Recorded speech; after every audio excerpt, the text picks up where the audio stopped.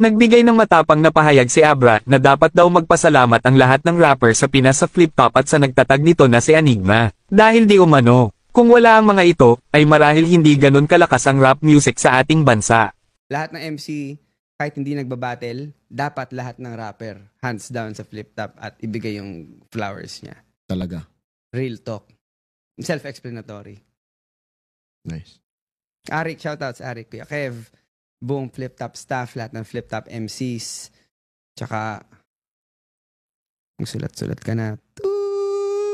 Joke lang, biro lang. Noong inilunsad ang flip top noong 2010, naging malaking plataforma ito para sa battle rap at underground artists. Dati, ang freestyle rap ay isang eksenang pangloob lamang, pero dahil sa flip top, naging viral ito at umabot sa mainstream.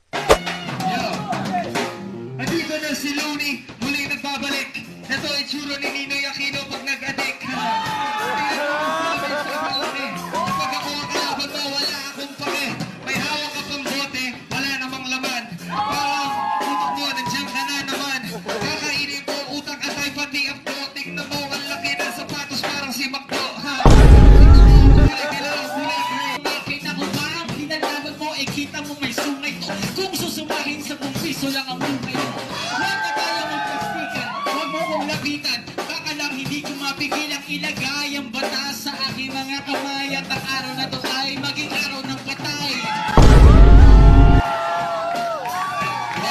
Ang flip top ay nagbigay ng bagong buhay sa rap scene ng Pilipinas, at si Enigma ang nasa likod ng lahat ng ito. Kaya't kung susuriin, may punto si Abra sa kanyang pahayag. Ngunit sa dulo, nasa bawat rapper na rin kung paano nila titignan ang naging papel ng flip top sa kanilang karera. At mapunta naman tayo sa ibang balita.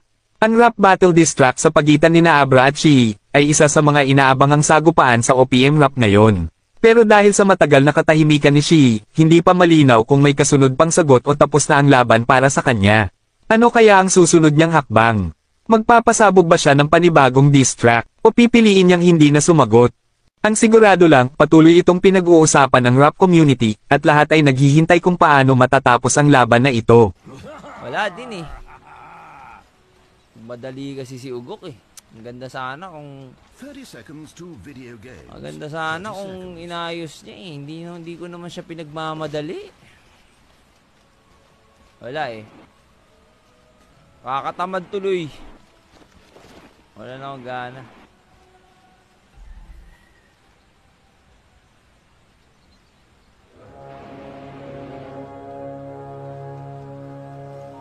Kumbaga sa Dota guys, ang ginawa nag-rage buyback.